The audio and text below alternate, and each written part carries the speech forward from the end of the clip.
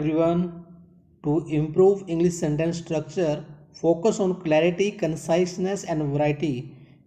Ensure each sentence has a clear subject and verb. Use active voice and avoid overusing subordinate clauses. You don't need to learn anything, etc.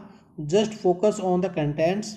Use, apply, and don't forget share, subscribe all the videos. Okay, चलिए start करते हैं my dear.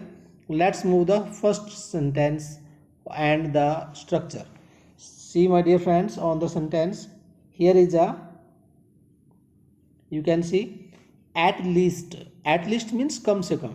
आपका जो structure रहेगा at least plus could का रहेगा, तो आप कहेंगे at least plus subject plus आपका could and after that first form and object. इस पर आप सेंटेंस बनाने वाले हैं. चलिए देखते हैं फर्स्ट सेंटेंस. कम से कम तुम मुझे बता तो सकते थे. कम से कम तुम मुझे बता सकते थे, तो सेंटेंस रहेगा at least you could tell me. तो यहाँ पर माय डियर आप जो यूज़ कर रहे हैं कैन की पास्ट फॉर्म यूज़ कर रहे हैं, राइट. ये जो कुड है ये कैन की पास्ट फॉर्म है. बता सकते थे इट मीन्स ये बात पास्ट की हो रही है, तो आपको यूज़ करना होगा at least you could tell me. Okay, next sentence. कम से कम वह मुझे पूछ तो सकता था. तो आप कहेंगे इस बात को at least he could ask me. कम से कम वह मुझे पूछ सकता था, at least he could ask me. अगर आपको घर जाना है या कहीं पर जाने के लिए आपको पैसा चाहिए, तो आपने पैसे मांगे नहीं, तो सामने वाला कहेगा eight least you could ask me for money. Ask for means मांगना. यस, याद रखेगा.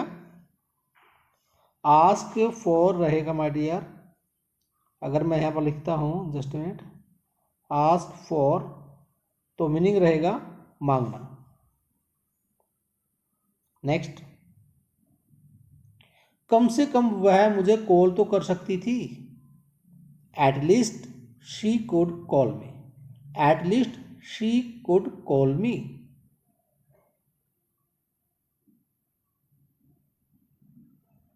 कम से कम तुम घर तो आ सकती थी.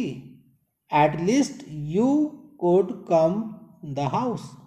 या अगर होम यूज करते हैं तो आपको टू का यूज नहीं करना होगा. At least you could come home.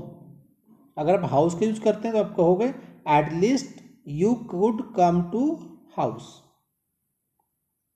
चलिए देखिएगा, at least you could come home.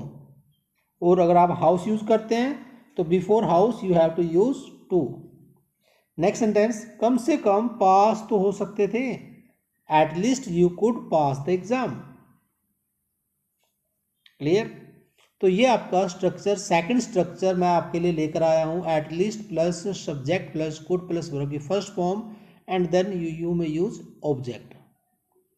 तो ऐसे ही कुछ स्ट्रक्चर्स पर काम करते रहिए और आप फील करेंगे कि आपकी फ्लुएंसी में कोई प्रॉब्लम नहीं आ रही है. And you don't need to take botheration of tenses, grammar, conjunctions, prepositions. No, my dear friends, you don't need to take botheration. Just follow the video and apply all the sentences given in the videos, and don't forget subscribe, share and comments.